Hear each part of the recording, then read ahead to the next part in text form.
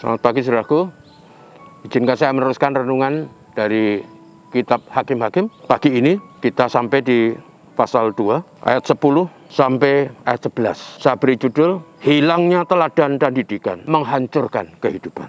Demikian firman Tuhan. Setelah seluruh angkatan itu dikumpulkan kepada nenek moyangnya, bangkitlah sesudah mereka itu angkatan lain yang tidak mengenal Tuhan ataupun perbuatan yang dilakukannya bagi orang Israel. Lalu orang Israel melakukan apa yang jahat di mata Tuhan, dan mereka beribadah kepada para Baal. Saudaraku, demikian jauh pembacaan firman Tuhan. Saudaraku, kembali kepada kisah umat Israel setelah mereka mendapatkan negeri dan masing-masing suku mendapatkan bagian sesuai dengan undi yang mereka lakukan.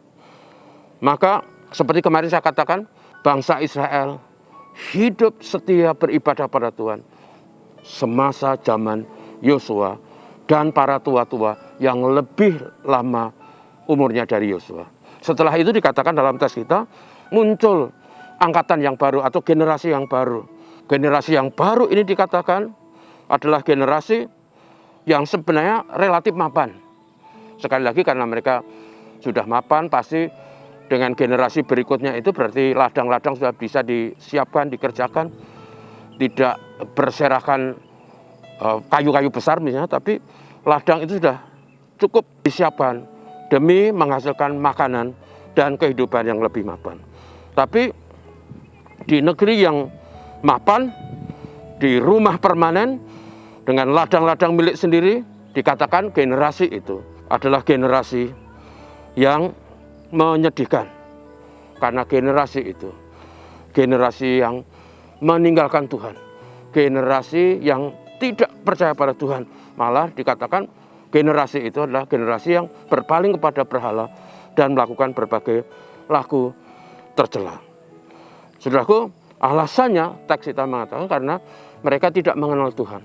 Mengenal Tuhan atau dalam bahasa kita, dalam menghidupi iman itu bukan hanya pemahaman logika atau kognitif, tetapi pemahaman yang lebih dalam bahasa yang kita pakai itu mengenal. Kalau kata mengenal itu lebih daripada tahu. Saya tahu Pak Jokowi, tapi saya tidak kenal Pak Jokowi. Kalau saya kenal Pak Jokowi, terjadi interaksi, percakapan, tukar pikiran dan sebagainya. Nah, dalam konteks mengenal Tuhan itu, saudaraku, itu artinya bahwa terjadi hubungan timbal balik yang indah, di mana umat mempercayai, mentaati, mengasihi, dan melakukan kehendak Tuhan sebagaimana mestinya. Dan disitulah Tuhan dikenali dengan baik. Yang kedua, alasan yang kedua kenapa umat ini menjadi umat yang kemudian tidak mengenal Tuhan adalah karena mereka tidak mengenal perbuatan Tuhan. Perbuatan Tuhan tidak dikenal. Kenapa? Karena mereka tidak melihat. Oke, walaupun tidak melihat, tapi ada sejarahnya, ada ceritanya. Paling tidak kalau umat diberitahu, dijelaskan, diajar, maka umat juga akan mengerti, mengalami. Dan sesungguhnya menjadi Kristen memang harus merupakan sebuah pengalaman hidup. Jangan hanya menjadi didikan, pelajaran yang berhenti di otak dan pemahaman kita, tetapi harus mewarnai laku dan perbuatan kita. Terjadi suatu kesadaran yang penuh bahwa Tuhan itu ajaib dan Tuhan itu baik, berkarya menolong kita semua. Kami mengalami karya Tuhan, kami menikmati kebaikan Tuhan. Kalau orang mengenal Tuhan dan mengalami kasih kebaikan Tuhan, maka itu yang menjadi syarat orang akan percaya pada Tuhan dan tidak akan berpaling kepada berhala dan tidak akan terseret kepada perilaku tercela.